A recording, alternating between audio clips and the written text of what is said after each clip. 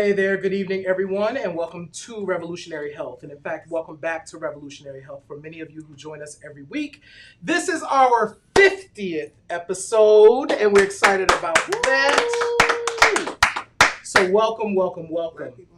Revolutionary Health is, I know, right? Revolutionary Health is a program of the Counter Narrative Project, and our mission is to build power among Black gay men and to work in coalition and solidarity with all movements committed to racial and social justice. Visit us online at thecounternarrative.org.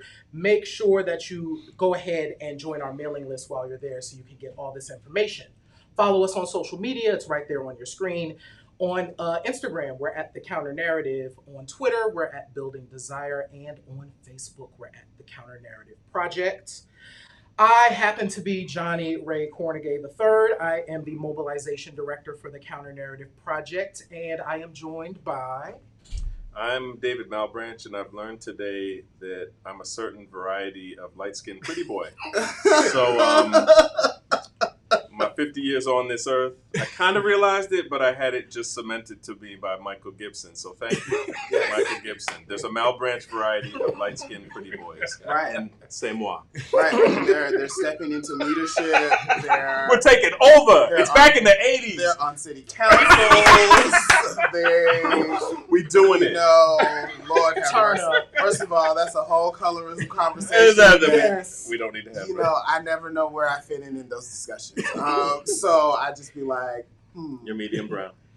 Thank you. Yes. So my name is Devin Barrington-Ward. I am medium brown. And I'm the managing director of the Black Futurists Group. And also serving as a consultant on the campaign to close the city jail. Yes, sir. Sober cages. Yes, sir. And so I'm excited to be here to talk about that and all the things. Perfect. Welcome back, Devin. Devin has been with us before, so it's nice to have you back. Thank you. Yes. And y'all are expanding. Yeah. I was here before. There wasn't all these lights. We got lights, cameras. All these lights and cameras, Make sure none of these mics is hot. Revolutionary Health is blowing up. Right. And we have all of these folks, so thank y'all for joining us. Thank you so much, Randy. We are excited that you are here. Hey there, John. We have ALJSPR. I don't know what your name is, but you said hey, and we're saying hey back. Thank you for joining us. And James Lester said Team Light Skin. Hashtag oh, Team Light. Lord, no. Christopher Williams, I'll be sure. Come on. So I want to bring us into, we're going to actually have a couple discussions tonight. So thank you all so much for joining us. We will be having L. Michael Gibson join us later on in the show where we're going to be talking about being a Black gay man of size. But we wanted to kind of center our conversation first. So one of the things that I know for sure is that either through personal direct interaction or just through interactions with family members, Black gay men, we just have a lot of interactions with the criminal justice system, traumatic interactions with the criminal justice system. And so, Devin, I'm happy to have you here representing, Communities Over Cages and the Close the Jail ATL Alliance movement. Yes, which Counter Narrative Project is a member Absolutely. of the Alliance. Yes. And we are so supportive of this. And so want to talk about the Day of Redemption. Yes. Please. So the Day of Redemption is the day where we come to City Hall and let Atlanta know that we need to continue being on a pathway towards redemption. And why do we need to be on that pathway towards redemption? Well, because cities, states, the country, unfortunately, our governments are oftentimes involved in and complicit in our oppression and our marginalization. Absolutely. And the city of Atlanta's hands is not clean in that respect. In 1995, one of the first Olympic facilities that was built was the city jail. Right. And it was built to house folks that they knew they were going to be arresting to get off of the streets when they passed a slew of quality life ordinances. And so it kept the jails packed for decades. And the other thing about this jail is that it's the extra jail. It's a jail that nonviolent, because if you committed a violent felony, you're going to go to Rice Street in Fulton County. Okay.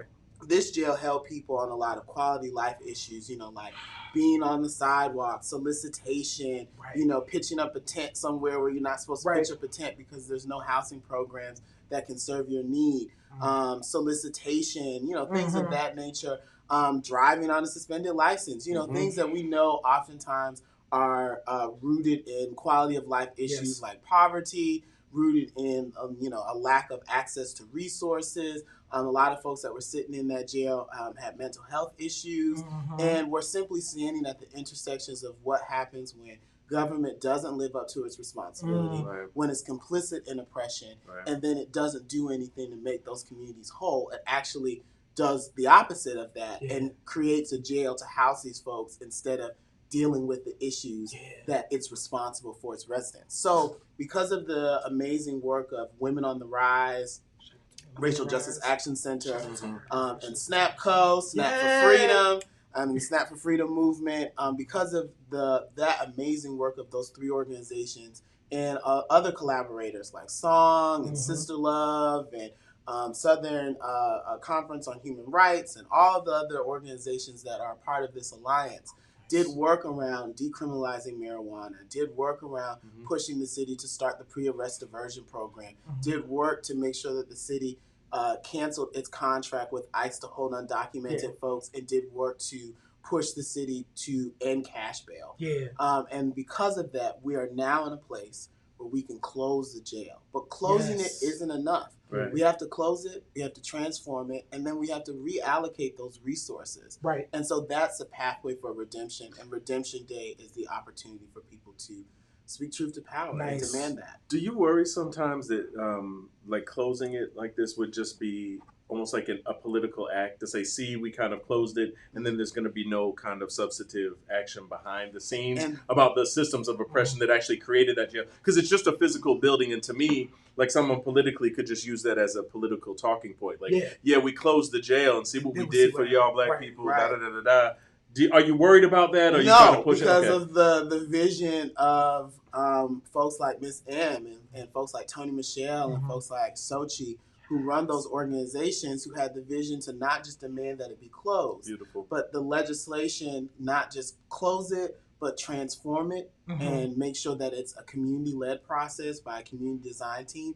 And that's the same process that started the pre-arrest diversion program. So it's not just to just close this facility and make it become something else, or condos, or sell it to a private prison, or whatever the case may be, that it actually will be used as a vehicle to redeem the communities and redeem the city of Atlanta and its reputation and its relationship with its residents. Amazing.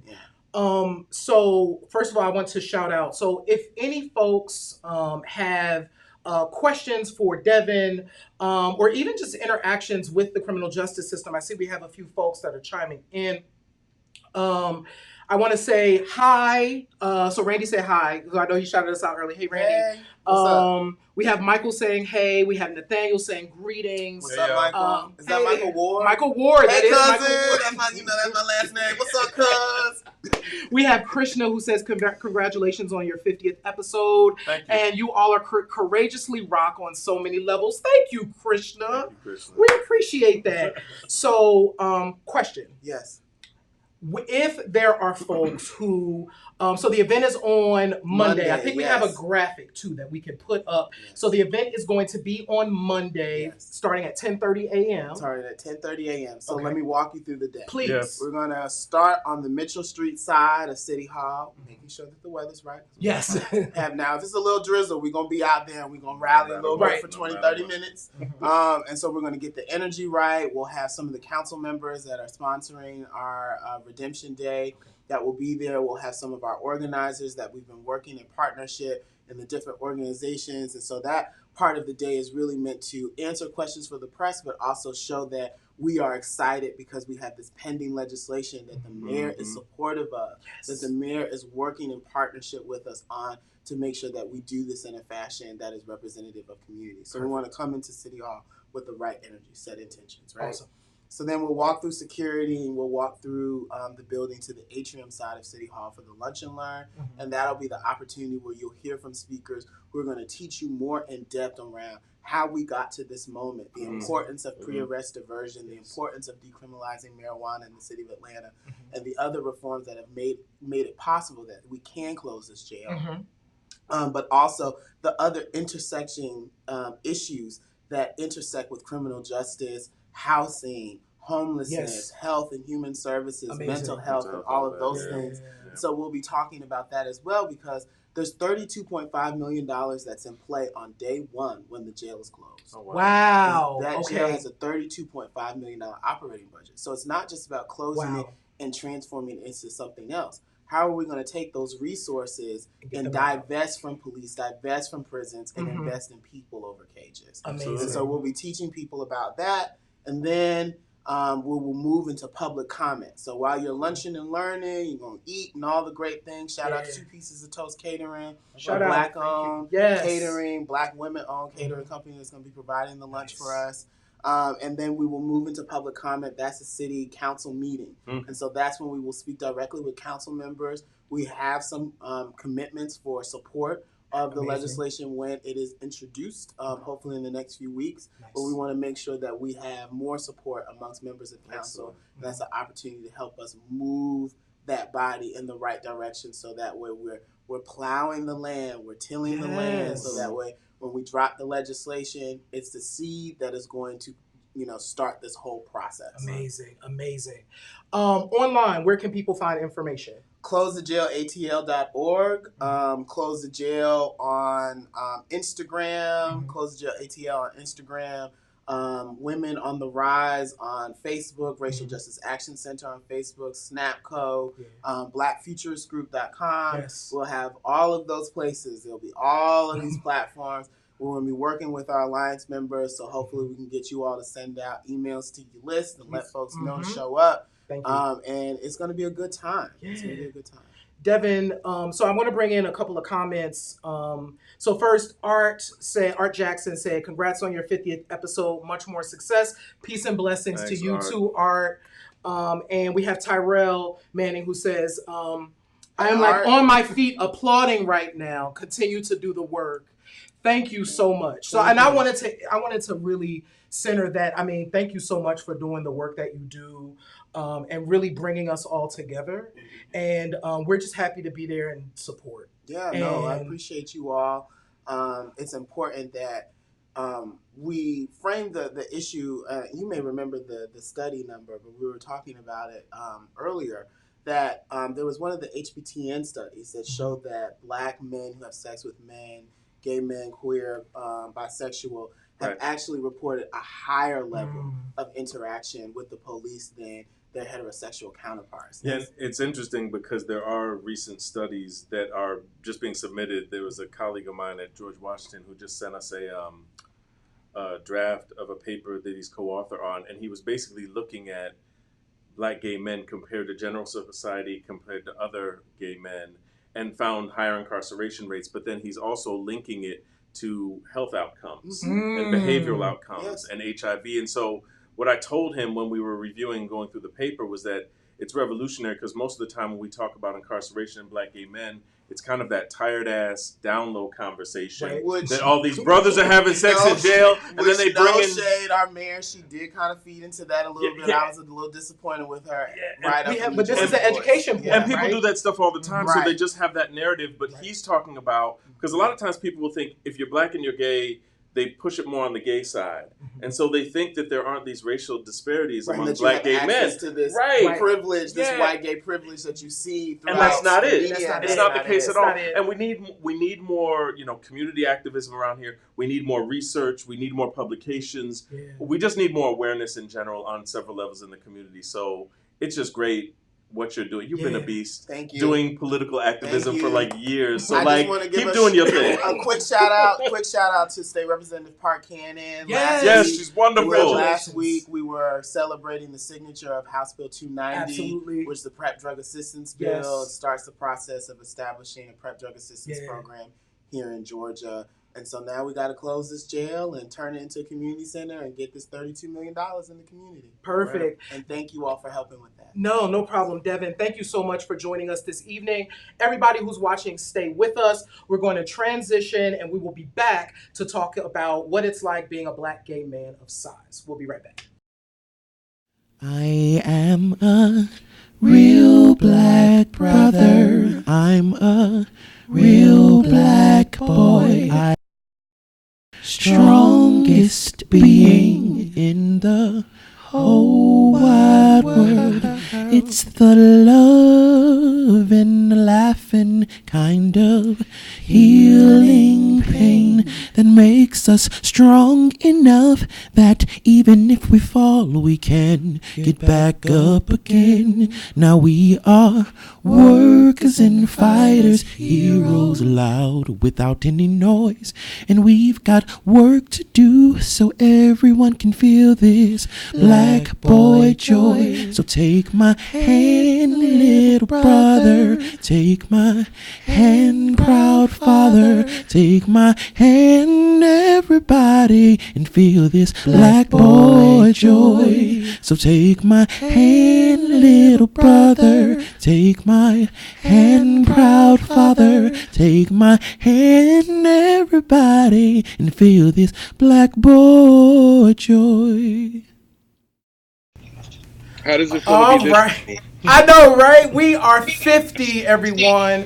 Thank you so much for joining us and coming back to Revolutionary Health. And as you can see, we have switched. We have a bit of a different setup right now. And we also have a guest.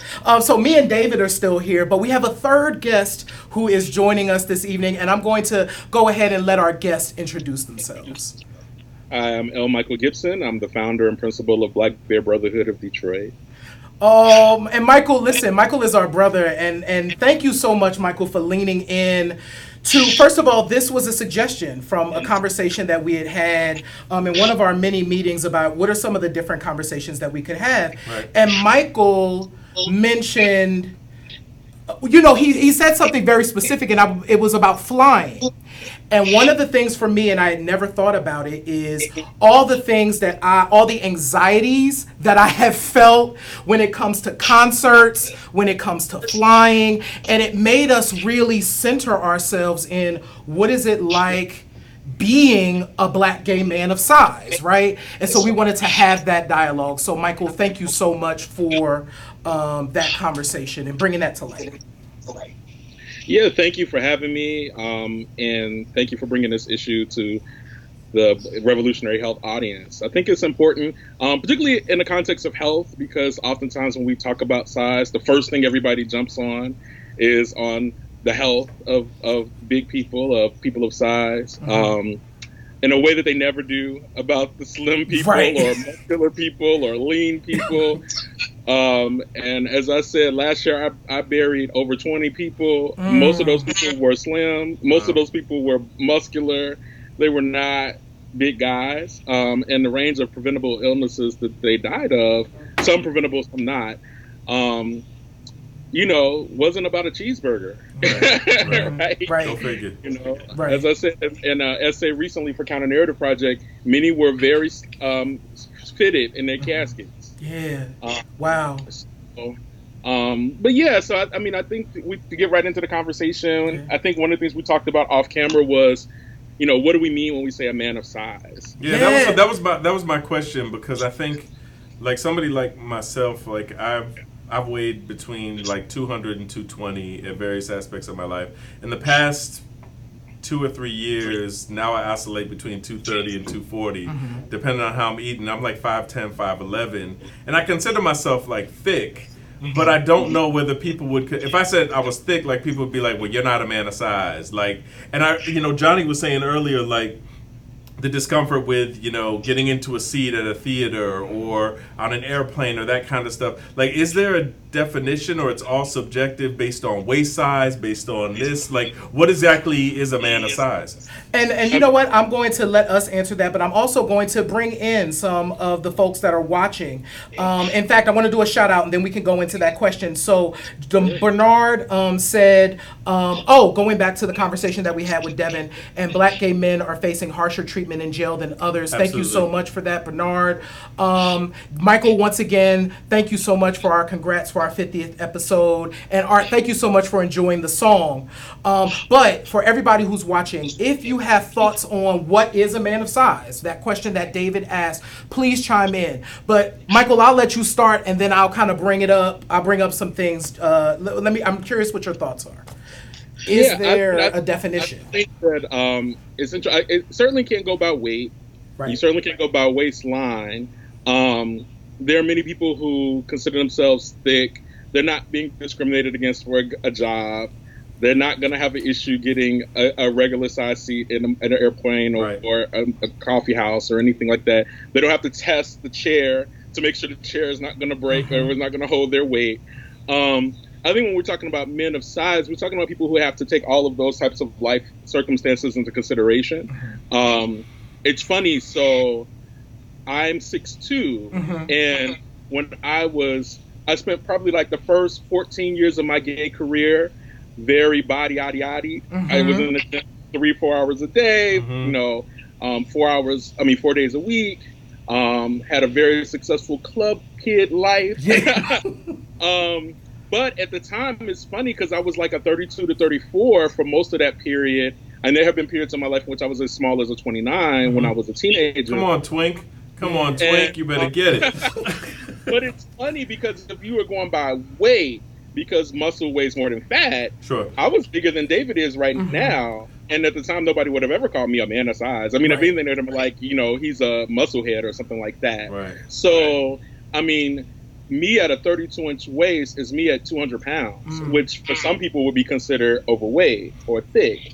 But at my height and with my carriage, it doesn't work like that. Yeah, and if you look at like BMI, like the medical community, I just think they get it all wrong because this whole BMI is based on height and weight, and it's just kind of a crazy determination because I'm kind of like, well, what are you talking about? Like, how does that actually work? Because if it could be muscle mass, like your BMI is going to be high, but you could be solidly muscular, but because your weight is higher than what, say, a European standard of what the quote-unquote norm is for them, then you're going to look at this. And I think there are people that just have bigger frames, and so when they lose a lot of that weight, it's not healthy, actually, for them to lose that weight. So, I think the medical community gets it all wrong, and they try to make people feel bad about it. Like, your BMI is over 30, like, you're going to be at risk for this, that, and the other. So they're trying to do different things now where they say, like, waist circumference and abdominal fat, and they kind of do all these other things to kind of say these are predictors of like heart attacks and stuff like that. And that's the typical narrative that you see that Michael talked about,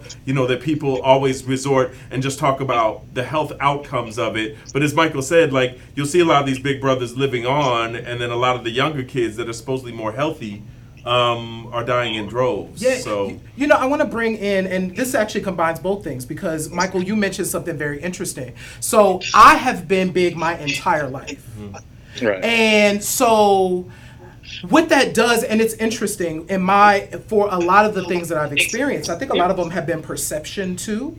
Like, I think I've had like a couple of traumatic experiences that have then made me kind of put those same experiences onto almost everything in my life. Right. And what that brings up, so when you bring up going to the doctor and they bring up something like BMI, and they were like, your heart's great, your lungs sound great, and I'm like, yeah, and I went dancing, and I got my whole thing, and da-da-da-da-da, and they're like, but your BMI is doing this whole other thing. It's like, dang, I'm so close, but I'm so far. Yeah, and BMI for the watchers is body mass index, and it's a ratio of height and weight, but it doesn't quite account for muscle mass or other kind of solid things that can be, they just say it's a number that they use to kind of, put some negativity on what your health risk is going to be. We had a self-care salon, and our first self-care salon for Black Bear Brotherhood was on navigating a slim catering world, because the world itself caters to slim people. Very much so. And anything from fashion to Yes. furniture to even excursions on your vacation, right? Yep. Like have weight limits. Yeah. And right. only people who actually have to care about those things actually know those Absolutely. things. Yep. It's kind of a privilege not to know that there are weight limits on your furniture or weight Right. limits on your zip line excursion on a trip. But you have to like be aware of those things. But one of the things that came up though is like it's really about how active you are. I mean, like there's a brother in our group that's 500 pounds and 6'4", and works security. He's in a gym 4 or 5 times a week. Yeah. I'm sedentary, sitting in front of a computer. I'm over 300 pounds, but because I'm smaller than him, somebody would think he's more unhealthy than I am. Where I'm sure my insides look way worse than his, but because he's a bigger guy, both in height and weight, people make all kinds of health assumptions. And I'm like, he could dance rings around you. Right. So what is the impact? Because you guys have said, like, and, you know, I've heard other friends that I have that are of size say that, you know, if they have to go on an airplane and they have to get the extender belt, or someone says you can't do an activity because you're too big, like, what's the emotional thing that you go through? And even you mentioned, like, as a child, you went through some traumatic stuff. Like, what does that shit put you through when this happens? Thank you so much for mentioning that. Because, you know, one of the most recent things, I'm going to bring in some comments and then I'm going to answer your question, David. Jay Bernard first said, does height factor into being a man of size? Does it at all? I want to hold that. We're going to come back to that, Bernard. I have a brother in our group that would have an argument about that, but yeah. Right, so we're gonna come back to that. Big Boy 513 gave us a heart and said, "Hey, loves, hey." Walter, thank you so much, Walter, for being with us. Walter said, in my adulthood, I started slender at 150 pounds, battled depression, and became over 285. So I lived in both worlds. I enjoyed being larger. I got male gaze often. I became a different kind of sexy. Weight gain or loss does not steal your sexy. Yes, Walter. Thank you so much for that. That's the lesson I learned. I'm learning that lesson, Walter. Thank you. Big Boy 513 said, talk about it. And then Bernard says, so we have 2 questions. How does the discrimination affect your social interactions? So I'm going to come here because that was the question that kind of where David was going. So recently, and Michael, I haven't mentioned this to you either. Recently, I love those little scooters. Like, I'm kind of adventurous and I like scooters. The scooters have weight limits. And I am a smooth 30 pounds too heavy. What's the weight limit? The weight limit, I think, is like 275 or something like that. Okay. So it might be 250. I think it's like 250. It's typically like 250. Okay. So I recently had the experience where I was like, I really wanted to do it. I was on my way to the museum, and I was like, well, I could grab a scooter, take the scooter to the museum, and then looked it up, and the first thing I looked for, Michael, was the weight limit. It was the first thing, and I was like, oh, I can't ride the scooter, so I'll just walk on down there, and I pumped down there, but I really just wanted to ride the scooter. Yeah, but were you disappointed? I was extremely disappointed. Okay.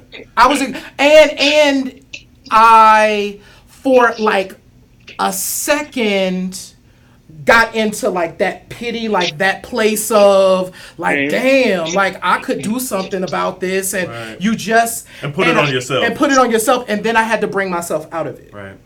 Right. Here's the thing that's interesting. So when we did the self-care salon, I ran some statistics by people. I mean, Americans are huge. I mean, anybody, once you leave the country, you know this. When you see everybody else immediately. I mean, and based on the medical community's definitions of being overweight, obese, and morbidly obese, 70% of Americans fall between overweight and morbidly obese. So it's kind of like if 70% of us are overweight to morbidly obese, why is everything catering to 30%? Right. I mean, from a business standpoint, it doesn't make sense. From a social standpoint, it doesn't make sense. Like, to keep people in a sense of shame and disappointment. I think for myself, because I, like the caller, have been in every size. Like, I always joke with my brothers, I don't have a grass is greener kind of philosophy, because I know that there's drama and foolishness at every side. Right. It's just different. Right. So yeah, I got VIP and I got trips and stuff when I was like a body boy. You definitely get privileges. There's a job I know I got because one of the guys who was making the decision wanted to sleep with me, right? Like so that can happen. But the other side of that is also like people making assumptions about you just when you enter a room. Mm-hmm. Like what? Like a trophy. Like I'm sure David and his light skinned tribe understand this experience. I'm not with you right now. People hating So on you and making traumatizing. assumptions about the fact that you are conceited before you even opened your mouth. Right. Absolutely, absolutely. And so, like, or people liking you, Right. big boys have to worry about people liking you, to use you. Right. But when you're a body boy, you got to worry about people liking you to make you some kind of trophy arm candy object Right. and don't really care about you Right. as a person. Right.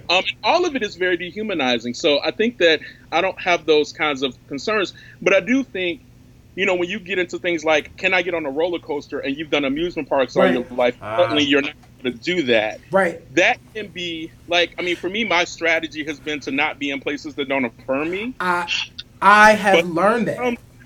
You have to, like, there's only so much I'm going to allow myself to experience traumatically. Yeah, the first thing, Michael, when you said if 70% of the population is defined as obese or morbidly obese, why does all of America cater to the 30%? Right. That's a great question. I also thought on that, if 70% is defined using these equations or definitions, doesn't that mean there may be something wrong with the definition?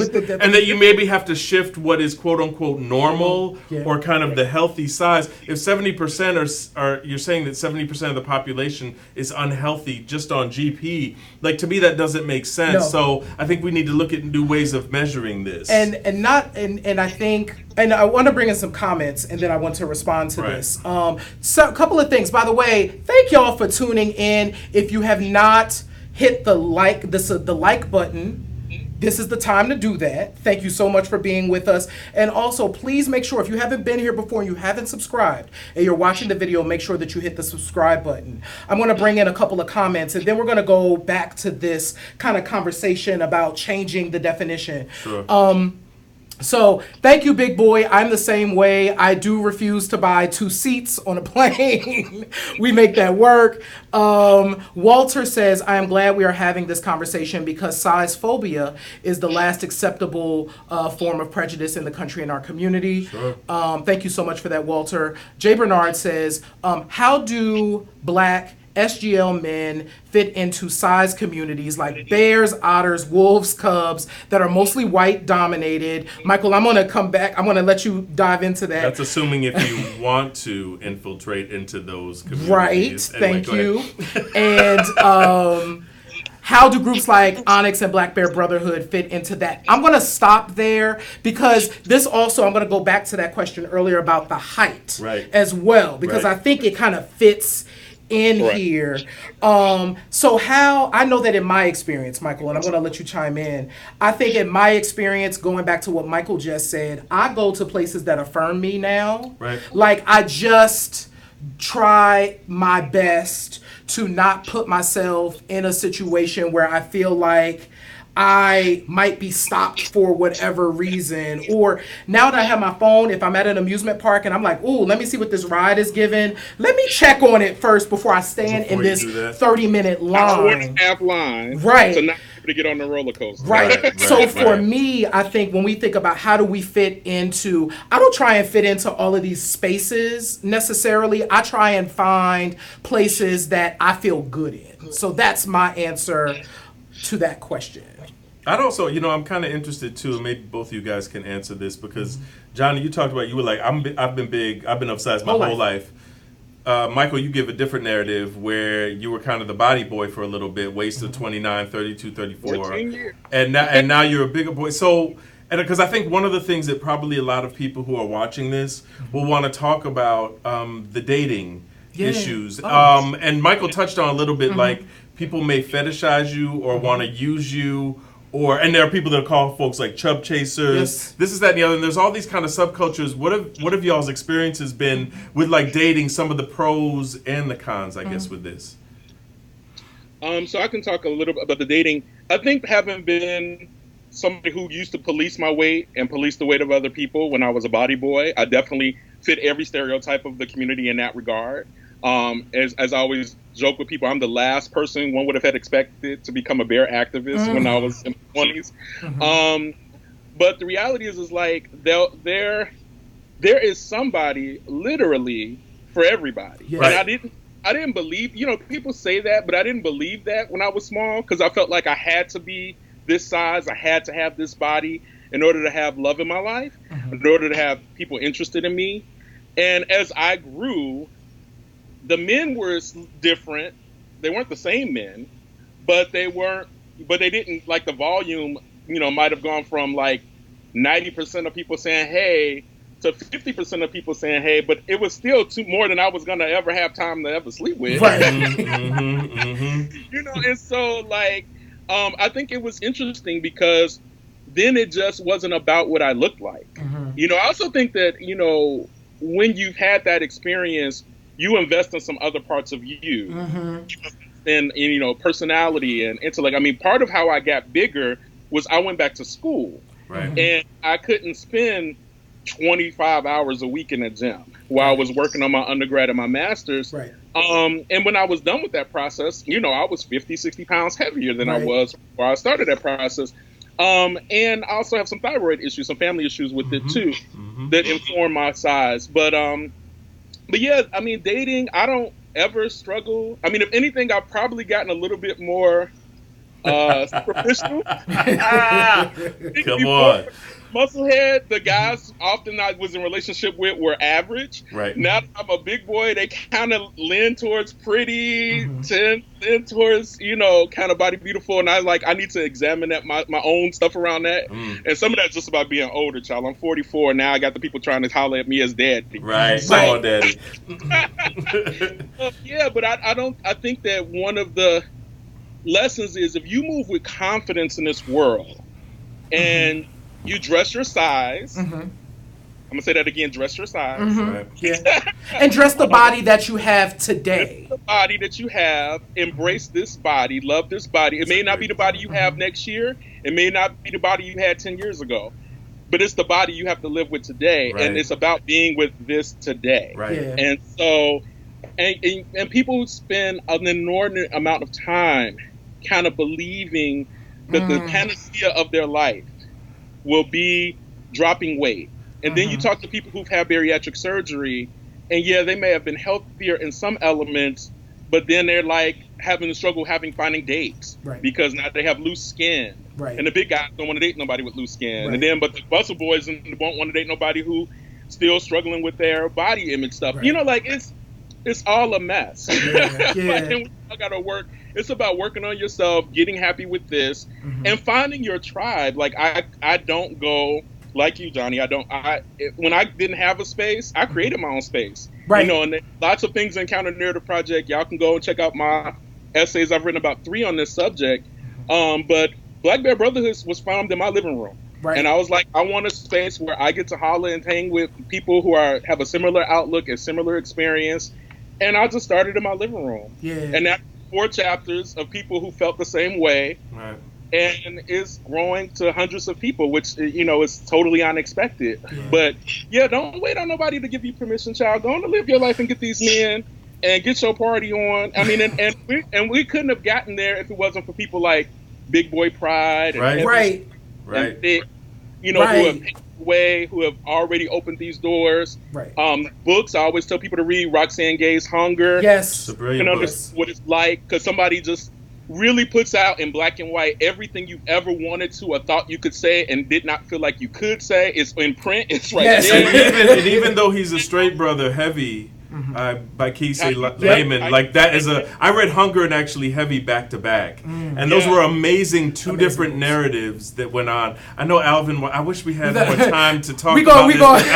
But Alvin, like looking at us like we got to get off the air like right now. No, and I think we are going to take, so there's a couple of things I want to do. First of all, thank you all so much. If you are still tuning in and you Yes. haven't hit the like button, hit the thumbs up button and hit the subscribe To button. Counter Narrative. So that you can learn about Alvin wants us to go. huh?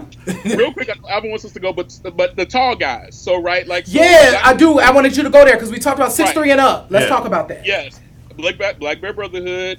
embraces men of size. We don't actually say what that is. Right. We let that be what people determine for themselves. And we do use the bear, otter, cub stuff. It's just easier language. Actually, boy for me feels like some other racial language, racialized language that I'm uncomfortable with.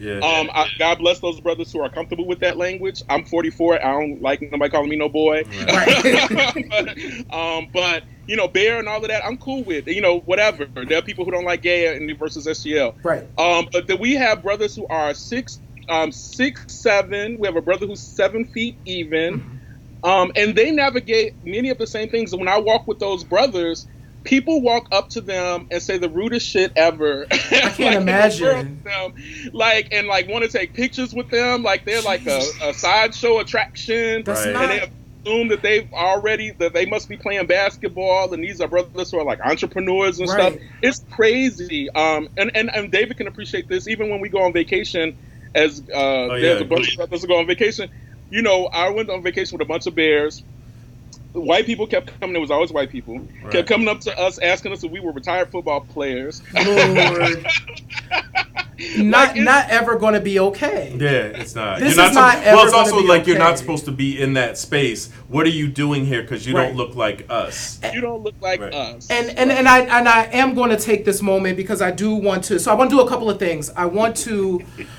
Thank you, Michael, for joining this conversation because I do think it's really important. And I think there was a message that came out earlier that we need to make sure that we leave folks with.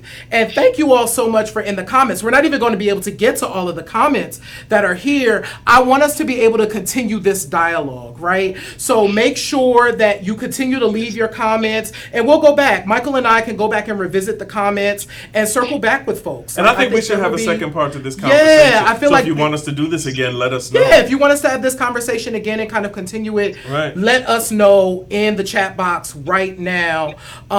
So 2 things, Michael. If one word answer for this: is there a BBB chapter in Southern California?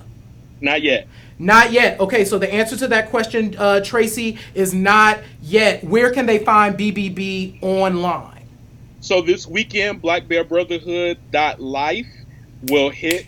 So we'll have a website that you can check out this weekend. Okay. In the meantime, we have an IG, we have a Facebook page, The Black Bear Brotherhood.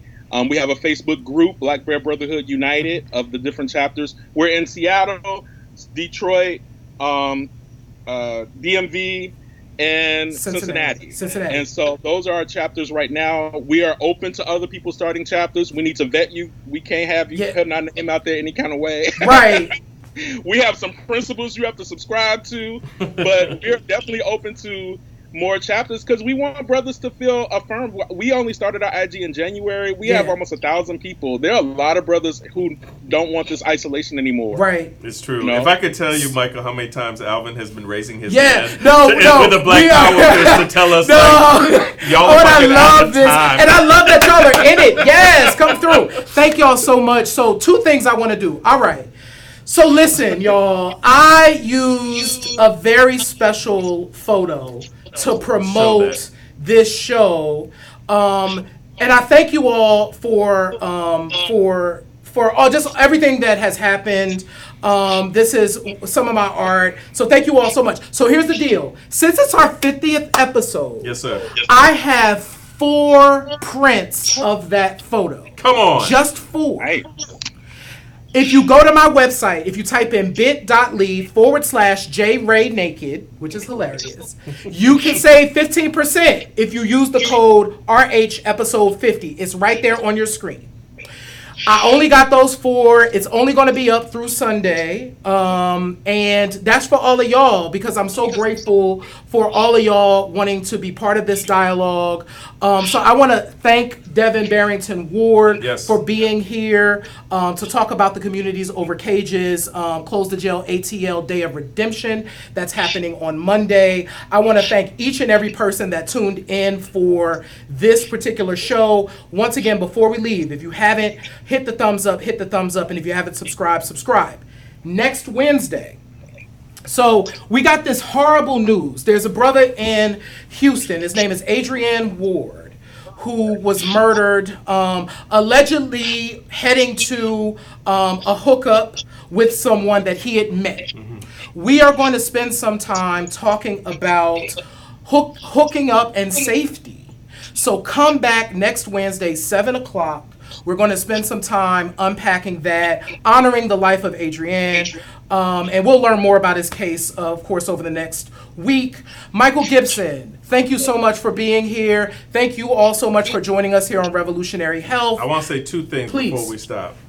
A couple of the messages that both y'all came across, which I thought were wonderful, and for people who are watching this, is love on the body that you have right now and find your own tribe. I just think those two messages are good for particularly men-sized, but for anybody. You can't go with the body that you had before or the body that you want it to be in the future. Love on the body you have now, and if something isn't working for you and you can't find your own space, find your own fucking tribe. Create that tribe like Michael Gibson did in Detroit and move the fuck on. Ashe. And on that note, we are out. Thank you so much for tuning into Revolutionary Health. We will see you next week. Bye. Bye, y'all. All right. All right, Michael, let me see.